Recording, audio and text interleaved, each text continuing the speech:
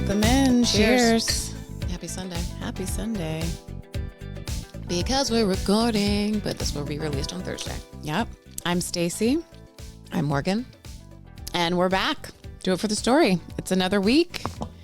So like Morgan said, we're winding down Sunday, having a little cozy conversation. How was your weekend? My weekend was lovely. I did a purge. Ooh. And Purges are great. I love a purge and I love a rearrange. I got to do both, but the thing, it was like a light. I didn't have to rearrange any furniture. We had all of these books in the basement we have like this kind of just true basement room, concrete floors. And we've had books in boxes in there since, oh my God, 2019. So when we must read them a lot. No, well, it was because of our, yes, but because of our mold scare. So the books all had to, this is like the last thing. When you move back into your house during the first week of COVID with an infant, and it's just the two of you, it takes a while to truly unpack. Yeah, it takes a while to unpack for anybody. But this was... I'd have burned those. I mean, not burned the books. I had donated them so fast. No, I just, Donahue, he's an attorney. His father, his sister, they're English majors. The love for books is deep. And so they're back out. They're on the shelves. I have them all throughout the house. And because books are art, right? I mean, it's called cover art for a reason. And so it just brought some warmth. I even have, how we have the bookshelf in the mudroom because it was repurposed to be like a mudroom shelf. So because we couldn't fit all the books. So I even have at the top of the mudroom is a whole line of books. And so then as we go to the little book. None of them got purged. The little libraries. No, we're going to give them away as like the little libraries. But those, smart. Yeah. Those didn't get purchased. They didn't need to because I really did want to put them up. We had like plenty of bookshelves. Angel's bookshelves. So are you were full. deep in your book rearrange. Deep in my book rearrange, and then threw out all this crap, old shoes, all this stuff. Because at the end of the day, you realize, especially if you ever look at, which I like to do, even though I get in bidding wars and haven't won anyone yet, like the estate sale sites. Sadly, all of the shit we have in our homes, someday it's just going to be given away. Oh, totally. And I don't like extra stuff. It's so funny. Like I have one box of, like a Tupperware box of memories stuff, literally one box up in the attic. And I don't know how many Donahue has.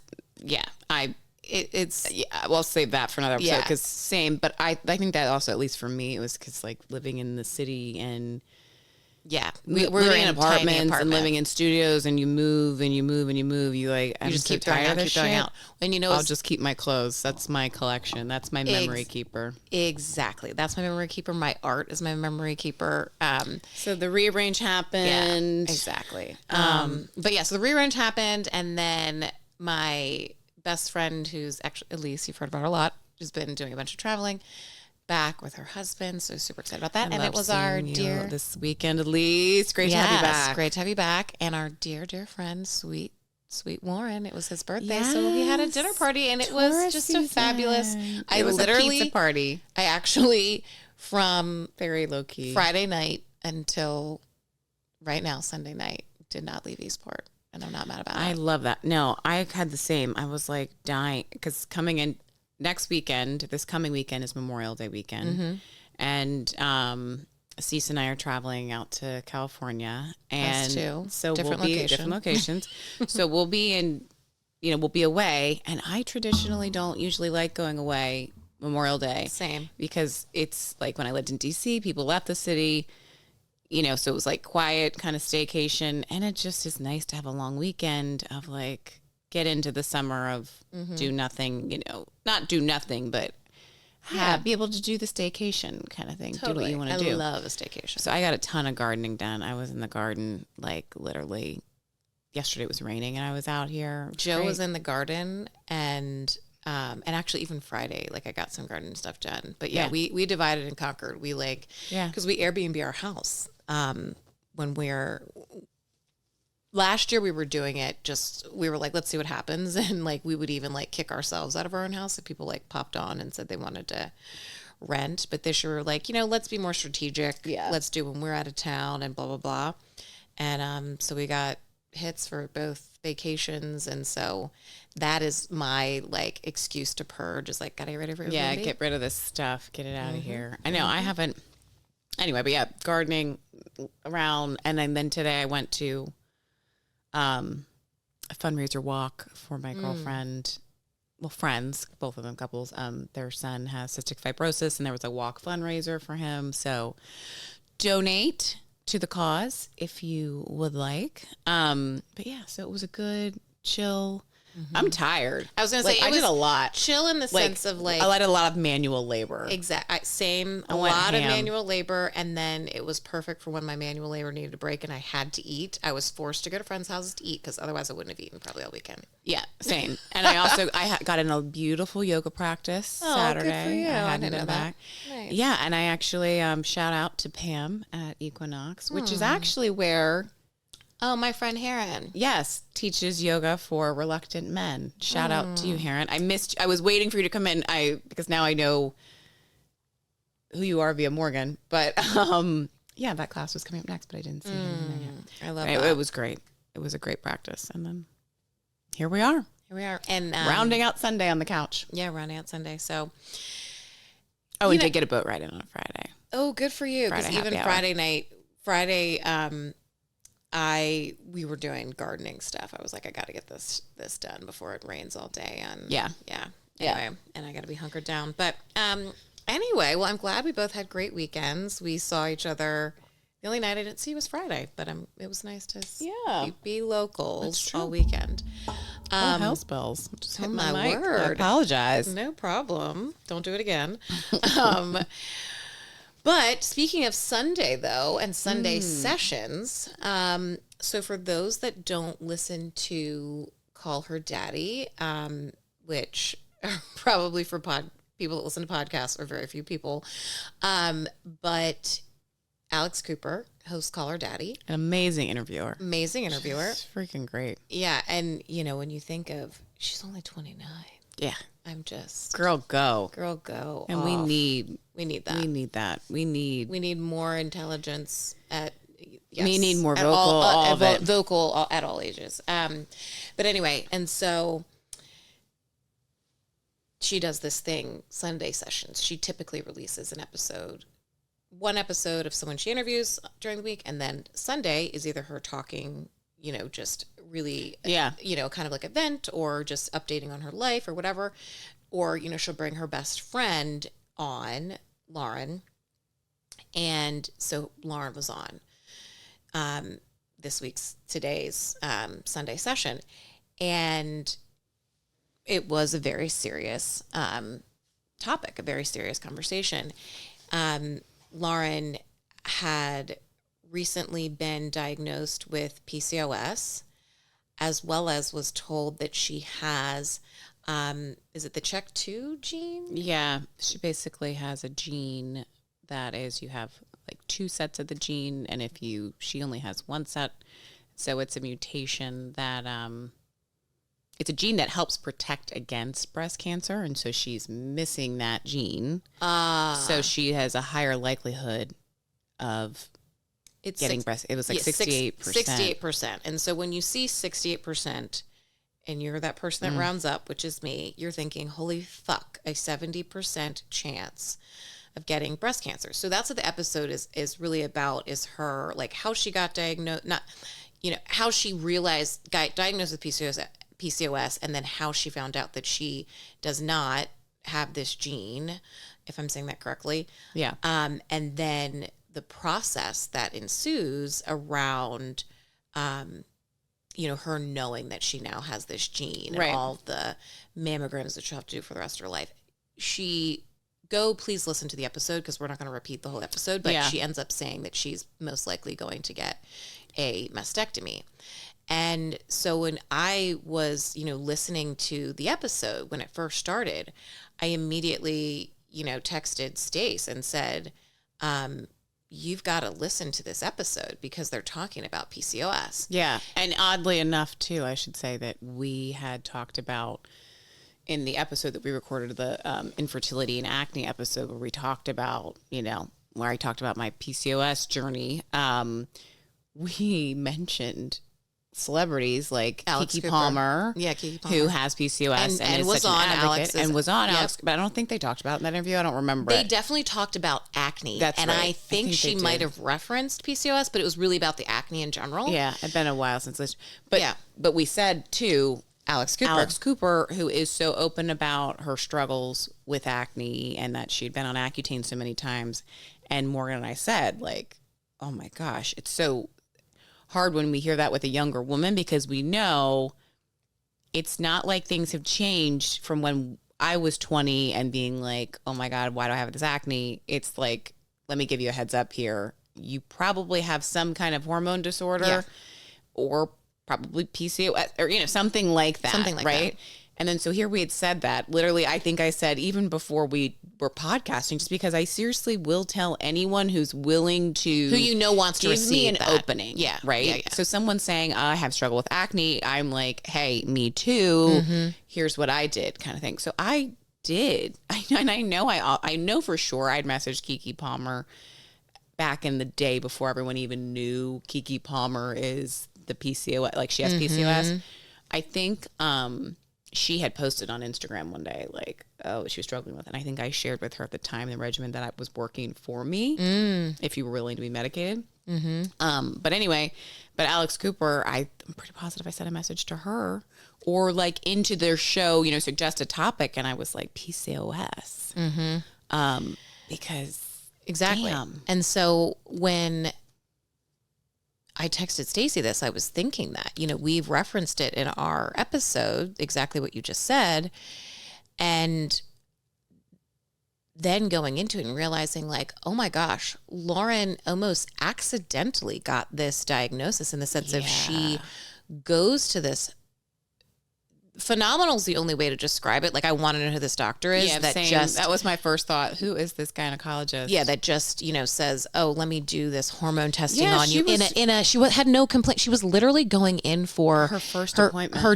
Her yearly appointment. Yeah, and that's what she said, that she was, it was just a regular checkup. She had relocated recently, so she had waited a little while now. It was like, okay, like to figure out who her doctor was going to be. Yeah. And then this was her first appointment. I think it was a first appointment. It was something like that. The doctor was like, okay, it's your annual. Yeah. Have you had your hormones tested?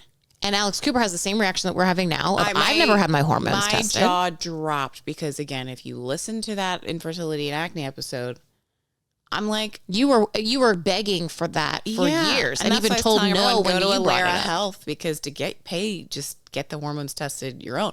But the fact that her doctor said, "Have you gotten a hormone panel?" I was like, I've been begging for that. Yeah, and then she says, also, have you had genetic testing? Genetic testing, which also I was like, what? I've never.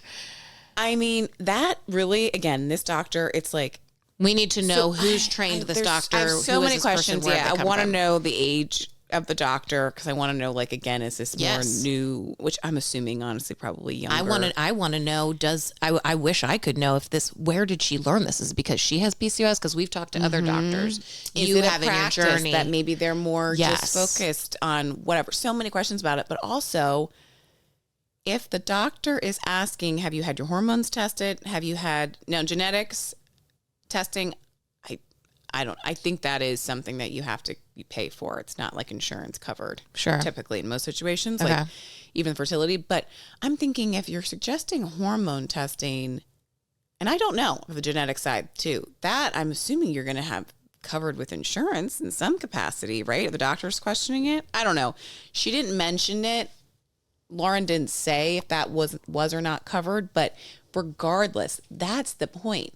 Don't ask me or not give me care because you're assuming you know my insurance plan or my income level. Tell me my options and I will decide for myself. Mm-hmm. And so the fact that she actually had a doctor. And she had no symptoms, Stacey. That's what I'm saying. Yeah. She wasn't going in there we've saying, heard so many here for my annual. Yes. And I think this is the other reason that we want to talk about this too is, one, there's two big reasons for me.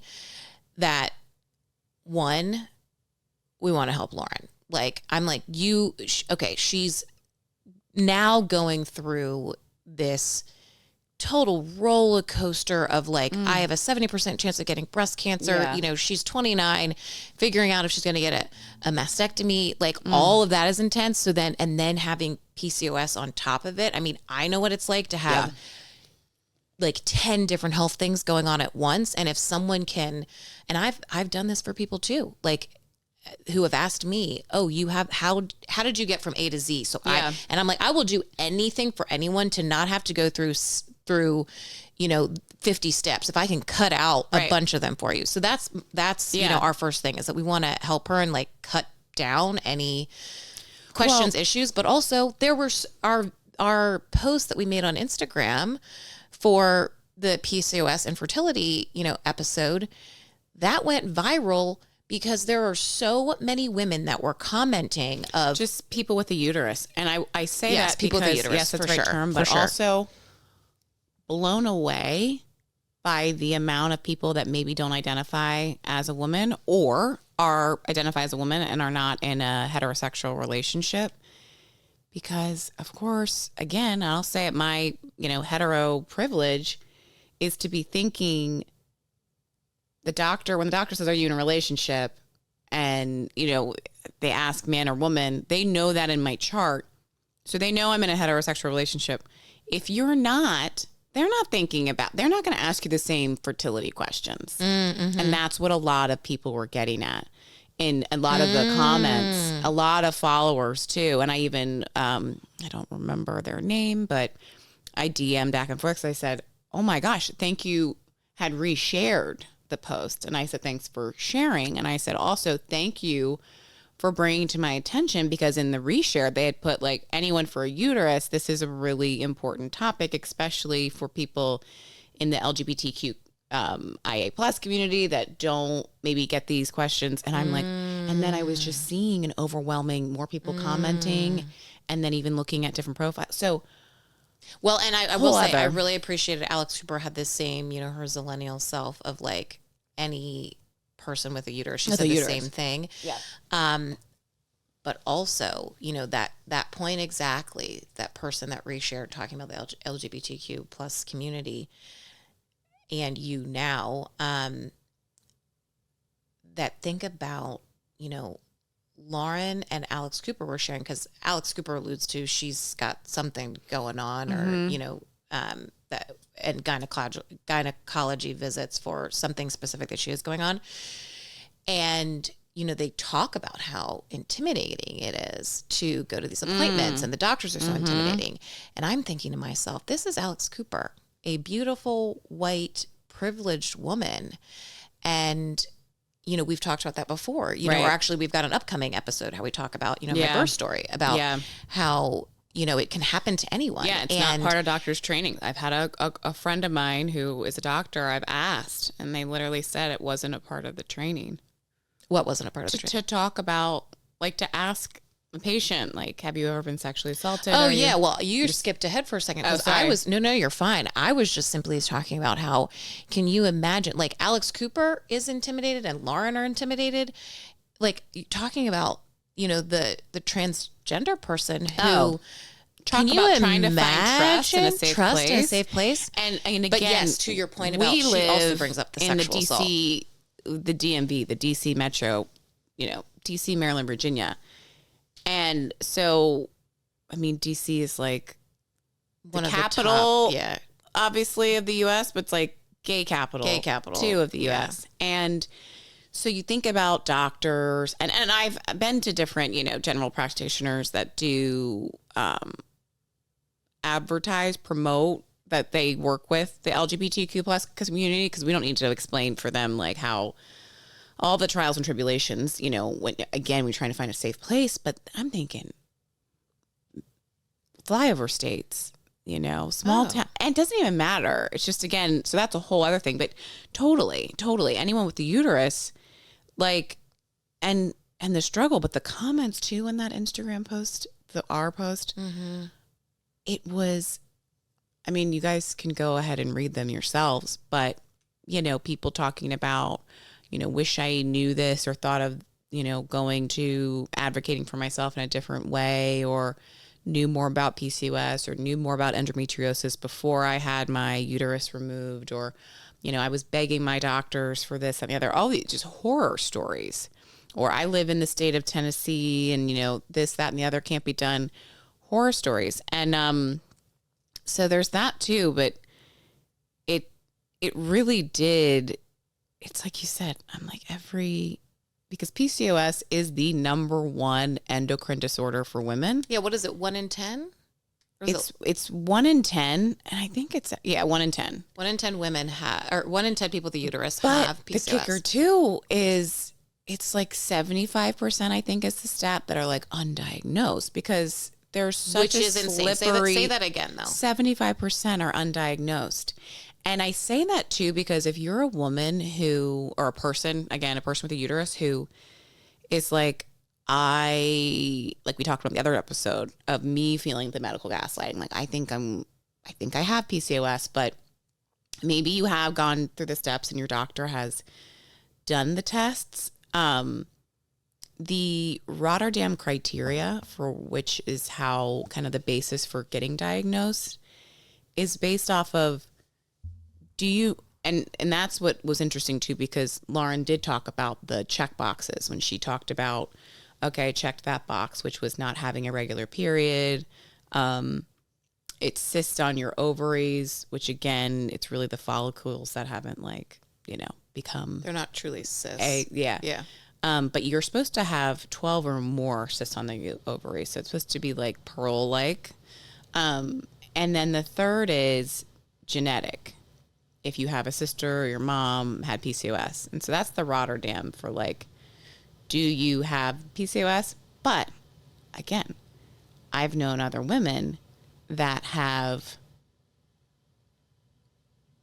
think they have PCOS and they're like, I'm dealing with this issue, anxiety, I'm having trouble with facial hair or weight gain, whatever.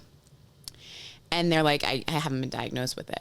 And so, of course, I've done a hell of a lot more research on it. And again, Lauren's already diagnosed with it, so this isn't as helpful for her, but other people where doctors have said, and integrative medicine too is a path that I personally I think that's my next step. What is this? Integrative medicine. So a doctor that typically integrative medicine doctors, they focus more on the whole body. And so they'll take a look at, they will look at your thyroid. They do take more of that whole approach. Mm-hmm. They're not typically covered by insurance, a lot of the practices. So it's pretty expensive. But I've listened to a lot of these different podcasts or interviews or research from these type of doctors as well.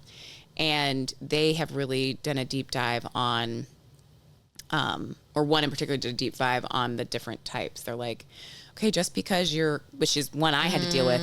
Oh, you have a regular period. It comes, every 28 days, you're fine. And they're like, no, because you may not be ovulating. And they were just saying how do get the hormone test, do get the panel, but it can go deeper. Because they're essentially, what you're saying is, I think, layman's terms, is this fair to say? Layman's terms, way to describe it is that there are different types of PCOS. There's different types. And also I think Lauren is an exception. Literally my jaw was on the ground hearing that her doctor proactively was it's that's ideally what should happen when you go to the gynecologist. It shouldn't just be about sex. Yeah, it shouldn't just be about, it is crazy. Do you have STDs? Because, and I hope women understand this, but when you go and you get they call it your well woman visit, right? You go to the gynecologist and you get a pap smear. One, the rules have changed, and so don't quote me on this, but if you have a regular pap smear, you now are told by a doctor you don't have to come back next year, which makes no sense. Wait. They say you don't have to come back. I thought it was just that you had, because what my doctor said last time, I'm due for one within the next couple months.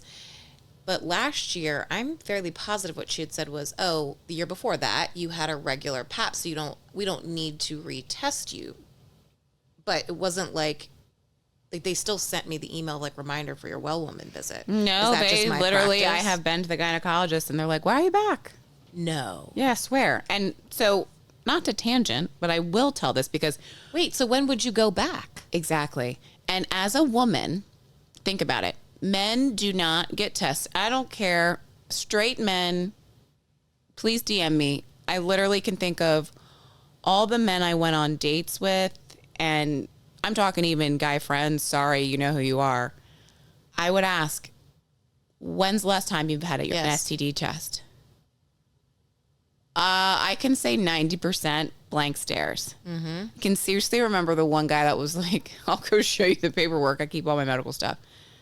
Like, he was like, oh, no, I do that routinely. Like, I do my yearly physical. Like, was actually a man that goes to the doctor, right?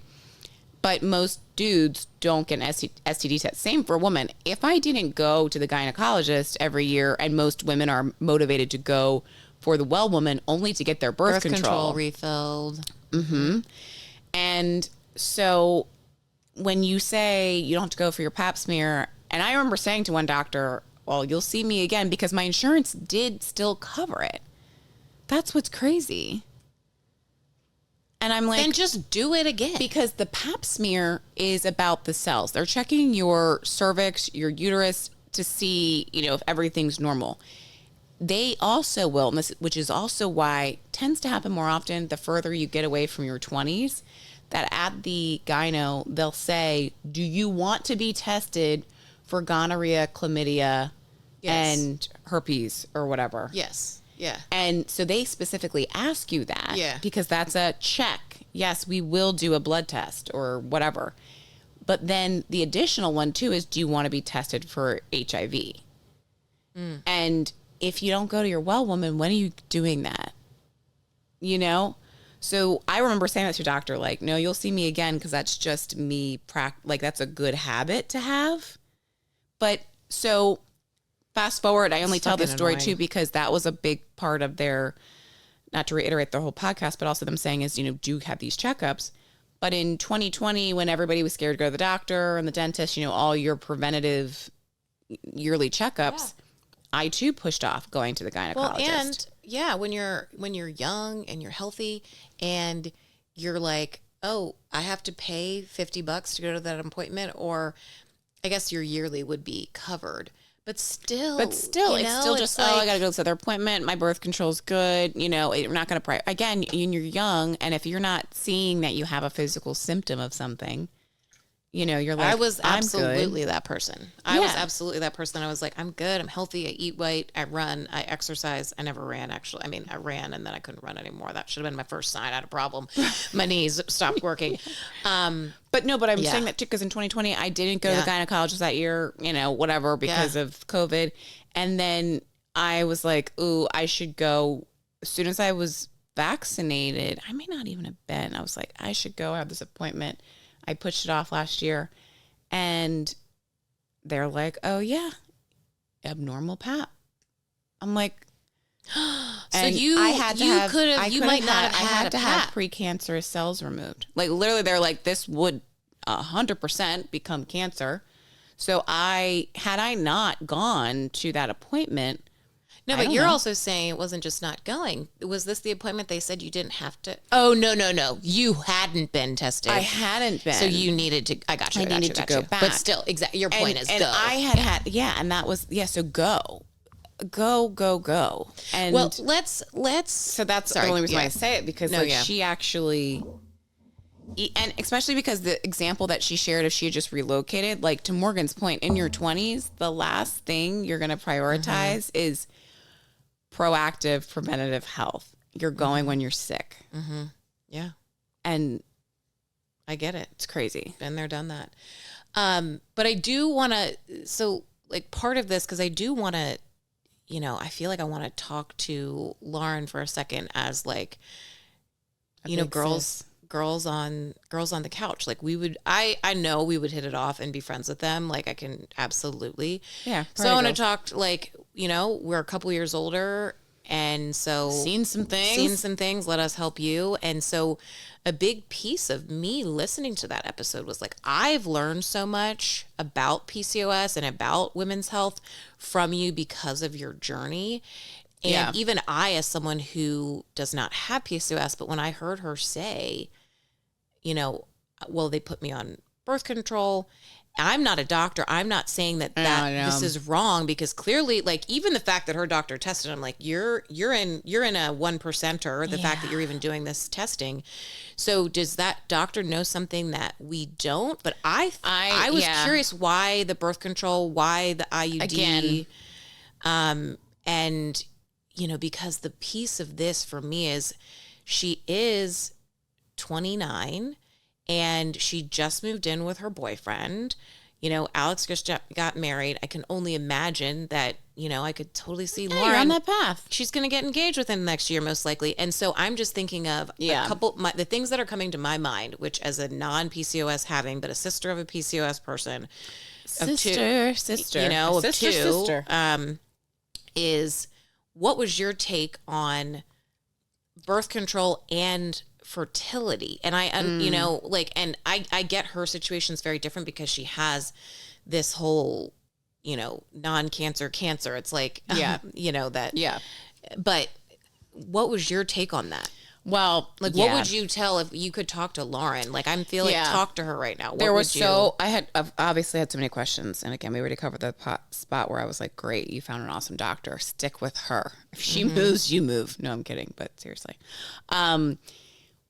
My first thought was, and I mentioned this in the episode that we did, the infertility and acne, which is when you get a PCOS diagnosis, especially for most women, that a lot of women get diagnosed when it's like you're trying to have a baby. And so you're focused on like, okay, maybe you're going through IVF and you get the PCOS diagnosis at the same time.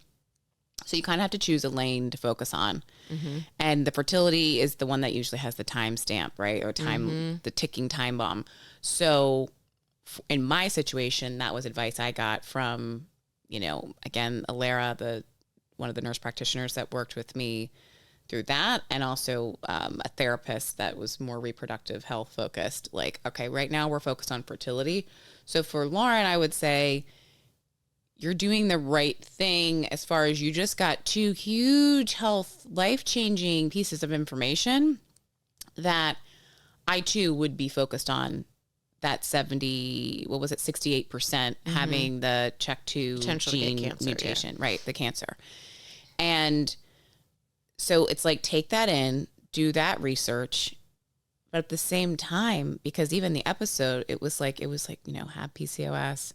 But then, of course, and rightfully so, that's why PCOS took a back seat. But so it's like, do that thing. You did the right thing with focus on, you know, the big C, like focus on cancer first and what you have to do there. And that's definitely, there's a lot there with her family stuff. But then, great, you found this doctor. So hopefully this doctor, I would go back to her and ask in the network, like, okay, what other specialist, especially because the doctor was giving her so much time, what other doctors do you recommend I meet with?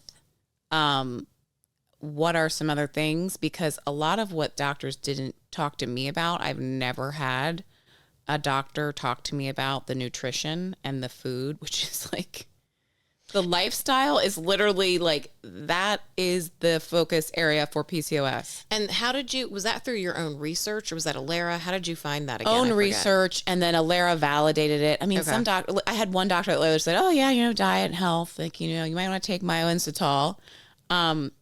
Different for everyone, but I think too, because she also, like me, has high testosterone, PCOS, is if you are having the other symptoms like acne or any, you know, hair growth, or, you know, the really oily skin, higher adrenal glands. And also even with that too, I mean, I don't know if it's just with the testosterone high PCOS, but mood swings, you know, you can have different types of PMS and the anxiety. One, I would just also first start to be mindful about it and like use a period tracker or something where you also can use the period tracker, not just because about your period, but like someplace where you can keep notes that are just like about and like calendar, so you can see the like fluctuation of things, because there really are, like, I may not have physical symptoms sometimes in my cycle, but then I'm like, how I'm feeling, how I may start to handle work differently, certain things, how start to build up. I'm like, I go look at my calendar. I'm like, oh, Yeah. And that's the crazy thing for me is that when we had this, like, our previous fertility and PCOS conversation, the loop, like, that to me was crazy. And that's the stuff that I feel like, especially for Lauren, like, thinking about, I know what it's like to fear for your life. And, I'm thinking of, I got depressed because of everything that was happening to me, physically, and the fear for my life and all of that. But also, it was COVID and there were so many reasons, but like when Morgan, went through your health. Yeah. And I'm highlighting that because this would be a big deal if she didn't have PCOS and she got this check to, non-cancer cancer diagnosis. That would be a lot, and that could spiral you, and that, depression and anxiousness. But I want to validate her for, that and that's for, thank God that she, has a therapist and is a big proponent of that. But I think that to me is like the double down of, since her gyno seems so great, what are some of the other things that are potential symptoms? And, I'm not saying for her to load up on all different types of medication, but there are times, especially the closer, I don't know when she's she's said that she's really thinking she's going to get this, mastectomy. And, knowing, like, for me, when I was leading up to, that's when I was increasing, my Lexapro, or that's when I just, I was going to say, and I don't know if she does, but, then you'll learn too that there's a direct correlation with anxiety and PCOS. Mm-hmm. And then, like you're saying, just the actual loop that you would be on when you get that news. But then that's also a symptom. A symptom of PCOS is like self-doubt and being on these loops and kind of like getting into your thoughts too much, which again, I always think that that's just me. That's how my brain operates. But so then to your other question though, about the birth control, again, not a doctor. And I will tell you, I was on birth control for 16 to 34. So like, my whole womanly life. Yeah, almost 20 years. Yeah, it's crazy. And a lot of women with PCOS, you're put on birth control. It's just to mask symptoms. It's to give you a regular period. It's to give you a pill that has hormones in it that would help with some of your acne. If you have high testosterone, okay, and you're taking a pill that has more estrogen and progesterone to kind of like level things out for a lot of the physical symptoms. But it's not a cure. It's just a mask. It's like putting a Band-Aid on a bullet hole. Like that's not doing anything. It's temporarily, you're going to help with the physical symptoms. But the other thing that's interesting, again, not a doctor, but if I were her, I would look into one, yes, some people with PCOS can ovulate randomly. You can work on getting your ovulation on track. If you do it's like pretty much you have to have a very intense diet and all the things to be able to start ovulating regularly, typically. But for her, if you have PCOS, you're not ovulating. So being on birth control, especially if she's been put on, she said she was on a birth control pill that didn't work for her and made her gain weight. So I don't know what that was. And we all know there's tons of different pills, right? But there are lots of studies, and you can go do the research on your own, that talk about birth control also having hormones that can be directly linked to breast cancer. Mm-hmm. So when I hear that, okay, you have PCOS, so getting pregnant randomly is probably not really going to be happening. Mm-hmm. And to have a Mirena, or to have an IUD, and I started to say Mirena, I don't know which type of IUD she has. And I say which type because there's two types. There's one that has hormones and there's one that's copper that does have less. I don't know if it's like zero hormones or what, but I'm thinking they probably went the copper route. That was recommended to me. That's a whole other topic. And I think we mentioned the other one too, where I'm like, someone that didn't have a baby having to have an IUD that maybe doesn't even need an IUD. Right. Oh my fuck.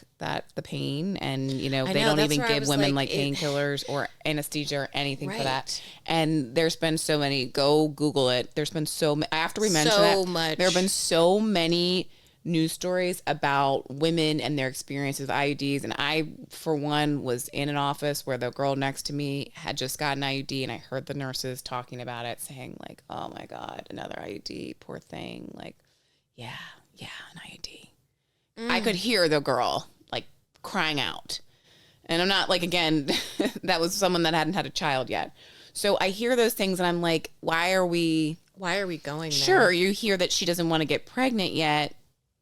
But you're like, but what are the odds of her even getting pregnant? Yeah, and if she has a gene that she's more likely to get breast cancer, should she be on a birth control that potentially could be giving hormones? So anyway, there's a lot of, I say this because also in women's health, there's a lot of contradicting, and health in general, contradicting information. So you really need to take it a step deeper, because I, for one, no doctor had ever explained to me why birth control was being given to me for, well, it wasn't for the PCOS because none of them diagnosed me for it when I was on birth control. But no doctor ever talked to me when I got on birth control of like, here's all the options. They were just giving me one, writing me a script, and they weren't saying, this one has higher estrogen or this one has higher progesterone. They didn't even ask me about my headache history, so after I was on birth control for a solid 6 to 8 years, because I had a migraine, a general practitioner that I went to at the time, it was actually in college. My campus doctor was like, why are you on this type of birth control if you get migraines with an aura? Like, you're at a higher stroke risk. I remember you saying that. So again, like, you have to ask the questions. But yeah, the birth control thing, again, I'm not going to say don't be on it. But with PCOS, I'm like, it's very confusing. That's the only good part. If you're not trying to have a kid, it's going to be a lot harder for you. Right. To get pregnant. My other thing is, and not, again, this is like, because she's been so open about it publicly and she's open about her relationship and, being super happy and living with him, that I'm just like, are you, you're 29. Within the next 5 years, you're going to be thinking about having a kid. I'm confused with the IUD and the mastectomy. Yeah, because an IUD can be, it can be taken out, but it can be in there for 10 years, some of them. Yeah. 5 to 10. But it's that, and the, if like what's going to happen hormonally just for her to get her breasts removed. Right. And then like, should she be freezing her eggs? Well, that's before she's exactly, going down that's this where road. I was going to go with too, is like, because I will tell you right now, Lauren, and this is why I'm bringing this up, is again, sorry to cut you off, but before I forget this, is like, we're being so vulnerable right now, but like, I haven't ever said this out loud, but I do wish I had frozen my eggs. I don't even know if wish is the right word, but I don't know if I would even, because I wouldn't be able to carry a baby right now. Like, I would be able to technically if I alter my medication. There would just be a lot of things I would have to do, and a lot of risks I would have to take, and a lot of chances I would have to take. But maybe then if we already had, embryos, or if I had frozen eggs, like maybe we would be like, okay, we'll save up for, a surrogate or something, which also that's like an insane amount of money. So we probably still wouldn't do that. But like, I'm just saying, if you have the money and the means, she's saying she has an expensive therapist, and hell, you're friends with Alex Cooper, who seems like she would do anything for you. Like, what's it like? It's not. It's one more thing to add to the list, but is it something that might be a safety net? I agree, and I do think that's exactly what I was going to say. Same page is like, if you're making a decision in a couple of years like within the next few years to get the mastectomy, I would be thinking again, with hormone changes, that next step would be they did the diagnostic transvaginal ultrasound to see if you have polycystic ovaries, but now you need to have the diagnostics, quote for infertility, so you can see what your follicle count is like and just what your fertility is. Because there could be, outside of just egg reserve, what's your uterus look like, not just from what they, are doing in a pap smear, but go do that. Because, the younger you are, the higher egg reserve. Anyway, the benefit of PCOS is you don't ovulate. You usually have a higher egg reserve, even if you're older. But yeah, I would check that off my list. I would do that next. And honestly, like that, yes, do that next. And also, if she thinks she's with her forever partner, like make some fucking embryos. Well, I mean, that's so hard though. Is it? I agree that she should, but if you, I'm just saying embryos are a bigger chance to get a baby. You're totally right. Egg. That's all I'm saying is, if this was my friend and I was in a room engaged, and I'm like, dude, do you think you guys are getting engaged? Have this conversation with your boyfriend. I would actually say, and you're right, it is a higher likelihood that you, obviously, it's an embryo, or a higher likelihood baby's already made. A baby. But that's so tricky too, because you do have to have a lot of conversation, because even if you're married, you are signing paperwork that's like, if I die, does Cease want the embryos? And do I let him have the embryos? Mm-hmm. Who's going to carry embryos? So you have to make all these weird decisions. So it is a thing too, if you break up, like, I don't know. Totally. Plus, because I do think for her, I would just focus on just the eggs, because the good news is, she has PCOS. No, and she's got a lot of eggs. Yeah, I would think, but just check all that out to make sure there's nothing else going on. Yeah. But yeah, and then I would freeze my eggs if you're wanting to have kids at some point, which it sounds like. And I would say this too for all women younger, because like Morgan was saying, freezing your eggs is not cheap. If you do work for a company, one of the few that covers it, definitely flex on that benefit. If you think you want to have kids, definitely use it.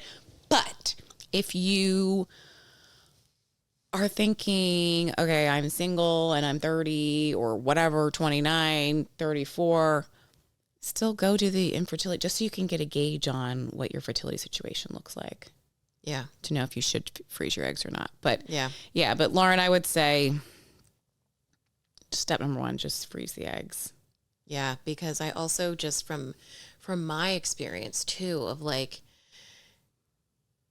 you're about to, again, if she does follow through with the mastectomy, you're about to have a major surgery. I don't know what the prep is for that. I don't know what the hormone prep is for that. I don't know what the hormone come down is. I don't know, what the options are for, and this is the thing. This is one thing. This, check to precancer, cancer. But like other shit does come up. And I'm saying this from my experience.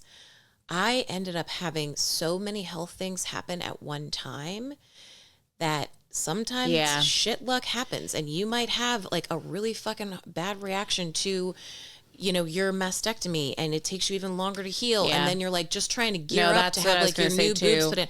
Same when you're ready to have a kid, you don't know. Just don't know. And again, this is also, you don't know what job you'll be working in or what the reserve is then, or just, I would think now life would probably be a little less hectic than, I don't know. But I would just check it off the list. Yeah. Because it's just like, you just never know what other health things come up. And then maybe you're going to be that person that's, sorry to have to think about it, but like, you're already here. Maybe you're that person that they're going to be like, we don't really recommend you carrying a kid. But then you've got your frozen eggs, and you have a rich best friend, and she will buy you a fucking surrogate. We know you will, Alex Cooper, for sure. No, but the other thing with it too, with the PCOS is, and I'm pretty sure too, Alex talked about how she was an athlete, or Lauren was an athlete too. I think they played sports together.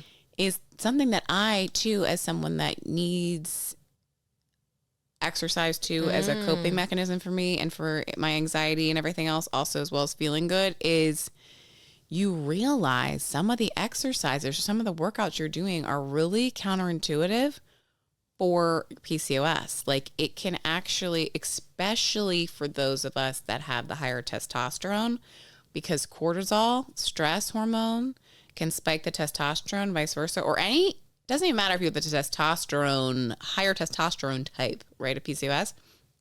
Any high cortisol spike is bad for the PCOS. It can cause other symptoms to like flare up. So that things that we don't think are stress, our body does. So doing like high intensity interval training or like boot camp style classes are really actually not good. Like leaning into yoga, Pilates, low intensity, you know, walks, weightlifting of like slow movement, that kind of stuff is really beneficial. And for women that have the type of PCOS where it's the more of the weight gain, I've read a lot about women, the, you know, weightlifting piece helping. And just a shout out to, you know, we love Tone It Up, the Tone It Up community, TIU, Karina and Katrina. They've been around for a while now, but they have their app, Tone It Up. Hot Goss, they did just split up. I thought that they were not. Yes, Lindsay confirmed it to me. She saw it somewhere that they're split. No Wish each other well. I thought they were, but yeah, well, loved you, girl. But they were together for a long time. A long time. It's like a boy band. It's like when you're a musician. Like sometimes time for you to just go your own way. Because they were, what was that, 15 years or something? Yeah, it's totally a long time. Yeah. But they, so they started off, it was YouTube videos, but now they have an app and they do on-demand fitness videos and also like they have meal plans with it. Yes. And honestly, the app I think is $100 for the whole year, and like twice a year they do a discount for like $60. Anyways, I think I got it for like $50. But I actually like restarted it recently because it was also around the when I was doing IVF that I wanted to also have some like calmer workouts, and they have categories now in their workouts where not just the pregnancy and postpartum, but they have cycle workouts. So like when you're in your menstrual phase, your luteal phase. I don't have any hormone issues stuff. It's awesome. And it's so, because this is just literally every woman there explaining to you when are the optimal times to work out and what ways. And what type of ways.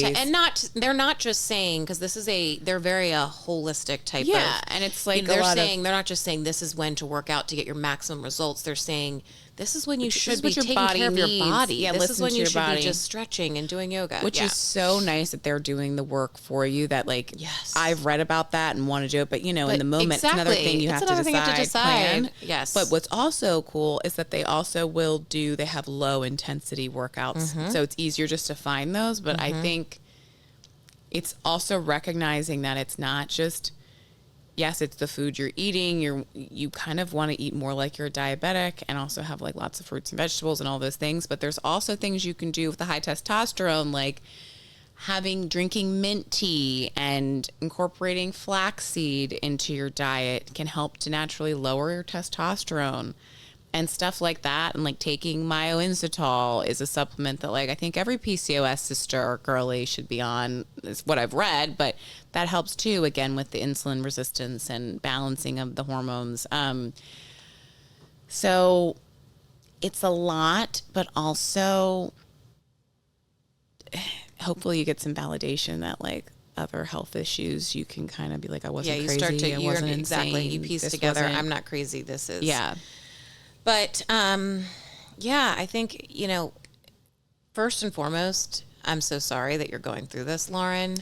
Yeah, and we wish you like so much strength and virtual. Just like you're talking to two people that have been on like health roller coasters and I'm not going to get emotional, but like health roller coasters that have been very humbling, and I would not wish it on anyone, but I will say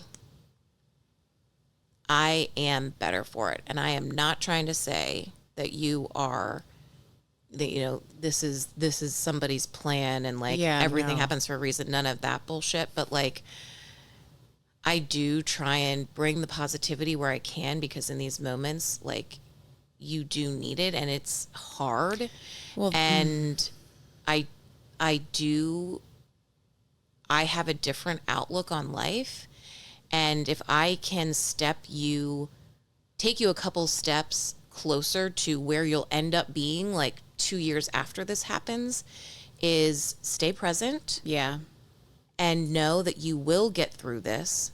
There will be moments that will be gut-wrenching, but you have a beautiful friend circle and people that will help you. Had breast cancer too. So like sad way, you have such a network of understanding. Special tribe. Yeah. But the other thing with this too is that like I think the geneticist said to her, or some medical practitioner said to her, this is amazing you have this information. Yes. And it really is. It really because is. just like Morgan was saying, you're 29. She hasn't gotten married yet. She hasn't had kids yet.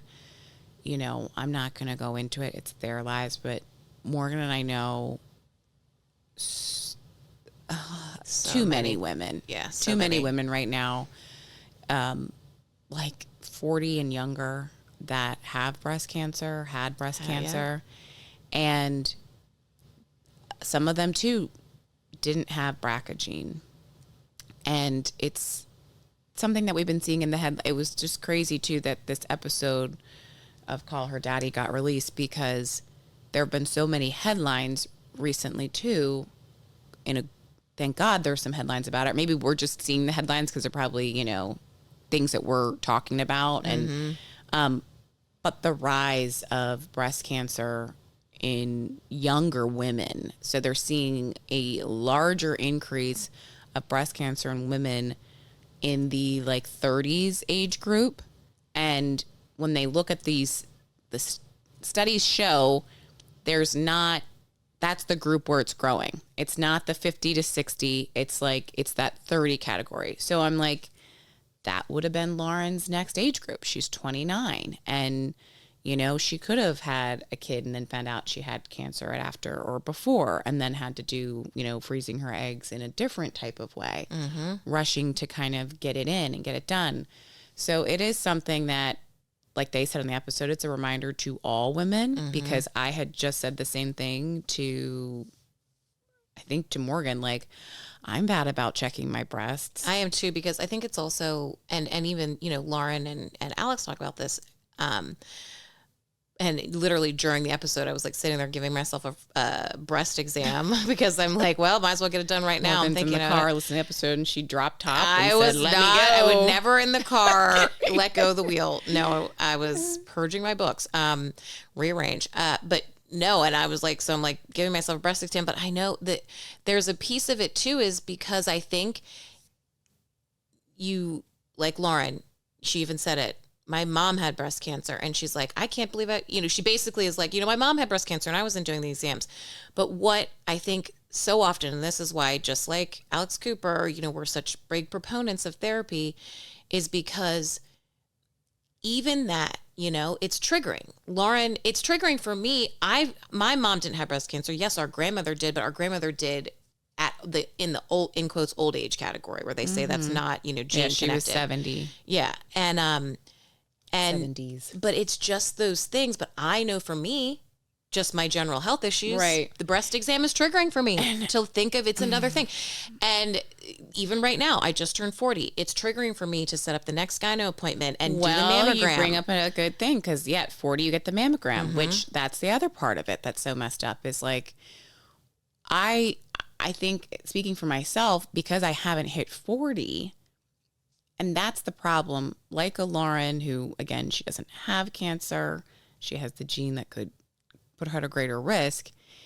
But other women that we know that have gotten breast cancer in this younger age group, we're like, oh my gosh, she's so healthy. She's a runner. She's eats so healthy. She's a Whole Foods girl. She's all the things. So it doesn't, you know, you hear that all the time. It doesn't like discriminate, right? But it's that, Lauren, oh my God, I can't get over this gynecologist that actually said, get your hormones tested, and then have you had your genetics tested? And I will say this too, that's something I didn't mention before with PCOS, right?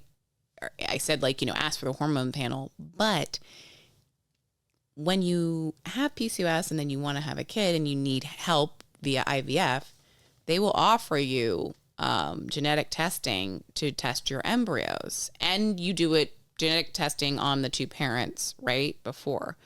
And so Cease and I did do genetic testing, and that was something that insurance did not cover it, but it, to me, and again, I'm saying this from everyone's financial situation is different, but I want to say it was like, at the time, this is probably 2 years ago, no more than $350. Yeah. So that can be totally worth it. And, but a caveat to that is genetic testing, it's still testing for the more obvious mutations. There's still many other mutations for a lot of things, so it doesn't catch everything, but it could at least give you a leg up on like. Exactly. Anyway. Exactly. But tough stuff for and Lauren, but thank God she is catching this early, but that's still so hard to make a decision about your body. And I think, we've got more health episodes to come, but one thing that I think want to, at least as we close out, maybe this is the closer, is just like the reminder of the one marginalized group that we all can come in and out of is the disabled. And let this be a reminder that you never know what tomorrow might bring. And it's, again, like our theme of welcome in, think of others, because tomorrow, it was me, it was Stacey, and today it's Lauren, and tomorrow it could be you. So do your checkups, talk to your friends, be vulnerable. Yeah, if you can share, especially this too. I loved that, like Lauren said that as soon as she got out of the appointment, she knew she could call Alex kind of thing. That was her person. Like, do share. And if you don't feel like you have that person, man, shoot us a DM. Like, I have literally taken, this is not an exaggeration, I have taken calls with strangers because someone else that we knew in common said, will you please help with this person? Yeah. Because of their health journey. I would help anyone along a journey like this. It's not, it's like, yes, it's exactly, yeah. If no one listens to like this episode is to help, yes, it's Lauren, but any one person. And if it's not, PCOS, think of just don't ignore it, especially if you have insurance and if you're getting the gaslighting. Keep pushing, go see someone else. Do see now, that's something too. I think the online care piece, do see if another specialist or someone, if you have that and if you're able to go out of network, do all the things, but just like, don't give up, because you saying, I'm okay, throw in the towel could be 2 years later, you finding out not that you have the gene mutation, but that you have cancer. So Anyway, happy love y'all. Happy Sunday. If it was uplifting. Yeah. No. But I guess Daddy Gang, Divas, spread this. We need Lauren and Alex to see this. Okay. Yeah, Daddy we want to help. Let's help. Let's help each other. Help us. Help you. Cheers. Cheers. Love y'all. Divas.